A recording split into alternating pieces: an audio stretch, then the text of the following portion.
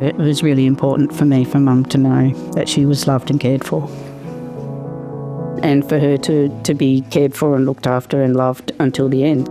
Beth Jackson gave up a career as a psychologist to move in with her mum who has dementia.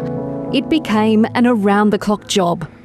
There were days when she would try to burn me with a hot spoon or throw boiling water at me. A nightmare. I didn't know how hard it was going to be. I really wasn't prepared for how the system doesn't work. There's not enough workers.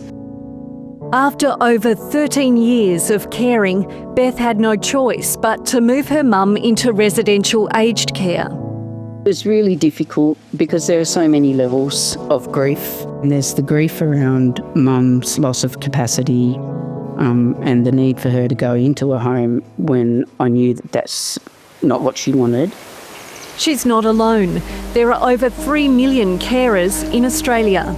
Carers usually feel guilt around the carer choices that they have to make on behalf of the person they're caring for. So it's an emotional struggle to make that choice. The move from home into an aged care facility can not only be emotionally difficult, but sometimes financially costly. And for some, it's about to get more complex, with federal government changes due mid-next year. In a bid to make the aged care sector more sustainable, there'll be an increase in the maximum amount aged care providers can charge residents as a lump sum deposit, from $550,000 to $750,000. And instead of refunding the full amount when a person leaves, the facility will be able to keep 10% for the first 5 years they've spent in aged care. It is highly recommended for those people to consult the financial planner before they make any financial decisions.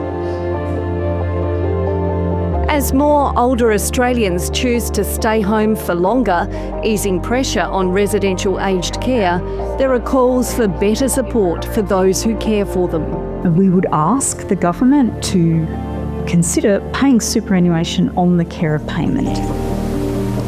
For Beth, her long stint as a carer has meant she's missed out on years of a professional wage, leaving her with little money and few options for the future.